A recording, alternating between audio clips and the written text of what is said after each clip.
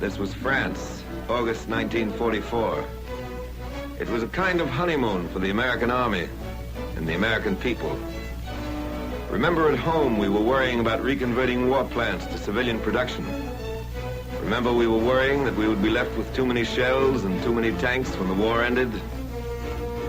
Remember, we were looking around for a job in some civilian industry so we wouldn't get caught short when the need for machine guns and bandages was suddenly over? Well, the honeymoon ended.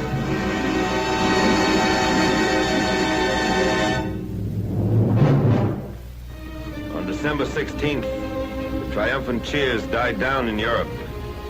In the Christmas season of 1944, nobody was predicting that the war would end by Saturday night or a week from Wednesday.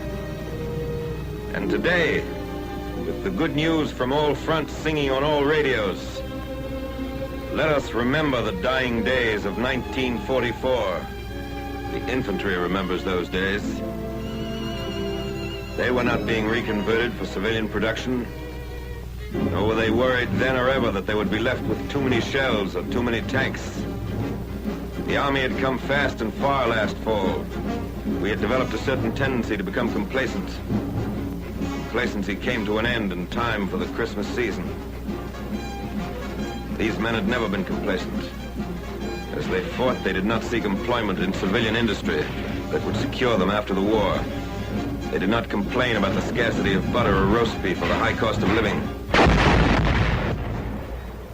The cost of living on the Cologne Plain was considerably higher than in the United States, but they did not discuss it in their clubs.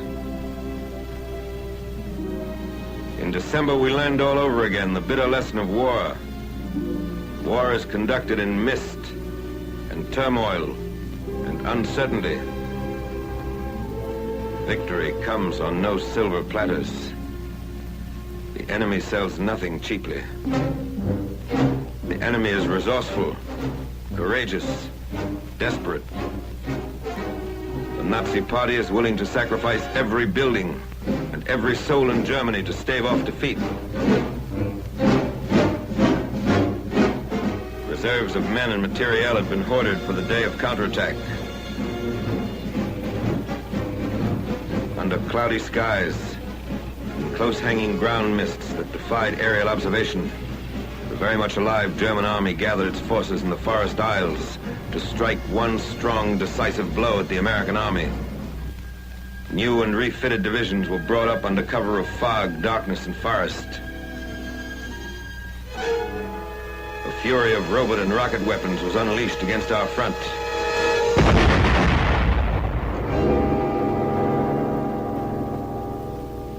In one day, the enemy smashed through the defenses of the American First Army on a 45-mile front and was biting deep into Luxembourg and Belgium.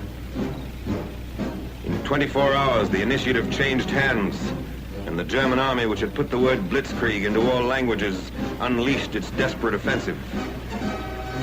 They had picked a time when the weather prevented us from using the air weapon, the weapon in which we decisively outweigh them.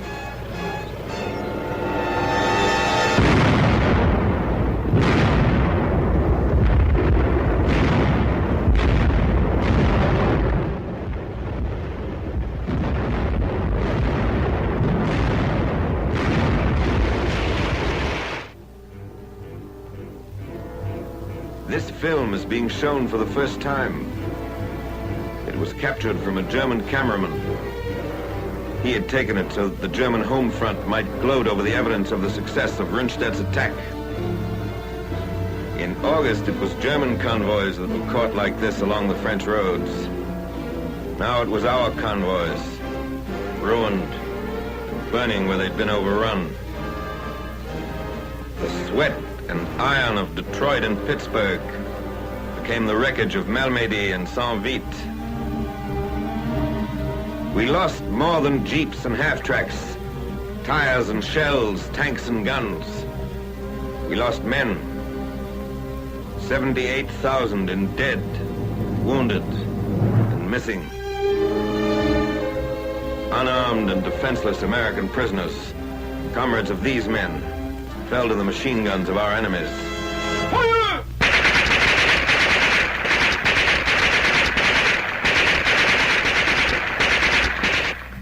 4 weeks later, their frozen bodies, hands and ankles bound, were found where they fell.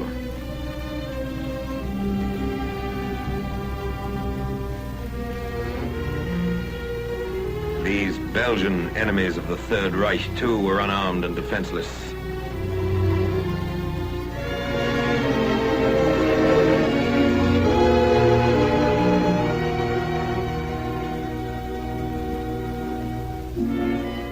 Germans smoked camels and Chesterfields robbed from American dead. And the Nazi cameraman filmed it to amuse and reassure the moviegoers of Munich and Berlin.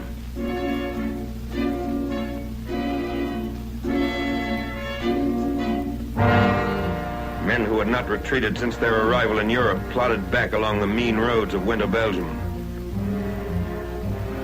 Convoys of trucks streamed to the rear with supplies that had been painstakingly accumulated at forward dumps. Supplies that could not be moved were put to the torch. Millions of man-hours of work to be put in all over again. To stop counterattacks, huge new reserves of supplies are called for. But that is how a war is. Wasteful, unpredictable, uncertain, dangerous, demanding constant wariness, constant preparation for the worst, a constant and unflagging spirit in the face of all alarms and disasters. Gallant American units, surrounded and cut off, fought in a sea of enemy armor.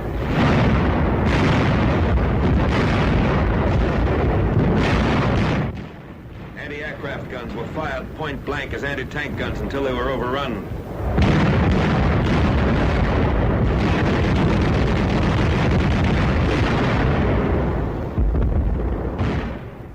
Cooks, bakers, quartermaster, and line of communications troops picked up their rifles and fought tenaciously against Nazi columns.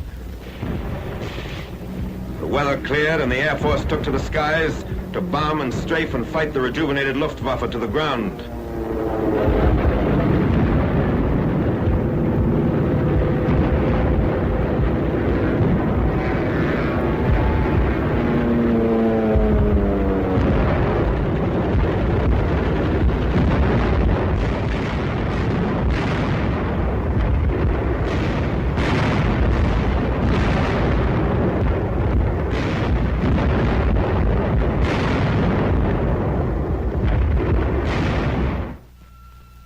The army held in Belgium. The attack was blunted, the spearhead stopped, the Nazi columns contained and thrown back by men who had flung themselves into the breach. In the wild gamble of war, a momentary equilibrium had been gained. The cost had been great, and there were no guarantees being issued on engraved paper on the Western Front that the time of counterattacks was over. Nor, despite the great victories in the Pacific, were there guarantees being issued that there would be no counterattacks against the many islands we'd won back from the Japs. In the general uncertainty of war, one fact remains certain. The enemy is always dangerous. The enemy always wants to kill Americans. The enemy does not slack off. Is the news good from Russia? Remember the lesson of December. Has another Japanese admiral died? Remember the Ardennes forest. Does it look as though finally we can take it easy? Remember the 78,000 Americans lost in the Christmas holidays. The men in the line pay for counterattacks in dead, wounded, and missing. How do you intend to pay? What were you doing the week the German army came back to Belgium? What are you doing this week? What will you be doing next week?